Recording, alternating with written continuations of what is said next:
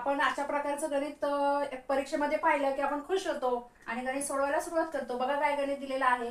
एका शेतकऱ्याने त्याच्या चौकोनी जागे भोवती कुंपण बांधले। काय केलं त्याने? एका शेतकऱ्याने त्याची चौकोनी जागा होती, त्याच्या भोवताली काय केलेलं आहे? कुंपण बांधलेलं आहे। त्या चौकोनी जागेच्या प्रत्येक बाजूला किती पोल लावले? बघा 27 पोल लावले।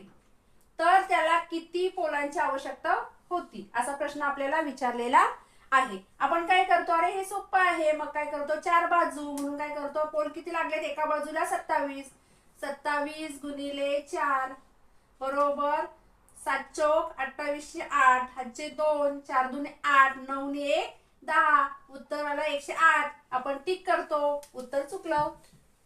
आता 4 बाजू जर असणार आहे तर 4 बाजूचे 4 खांब हे प्रत्येक बाजूला येणार आहेत। म्हणजे जर आपण असा चौकोन घेतला तर हा इथला पोल असणार आहे तो ह्या लाईनला येणार आहे, हा पोल असणार आहे तो ह्या आणि ह्या दोन लाईनला येणार आहे, इथला पोल ह्याही लाईन मध्ये धरला जाणार आहे, ह्याही लाईन मध्ये धरला जाणार आहे आणि इथला सुद्धा इकडेही मोजणार आहोत, इकडेही मोजणार आहोत। मग अशा वेळेला काय करायचं? तर 108 जे उत्तर आलेलं आहे त्यातून 4 वजा करायचे। 108 वजा 4 बरोबर उत्तर मिळालं 104। कुठे 104 ऑप्शन? इथे।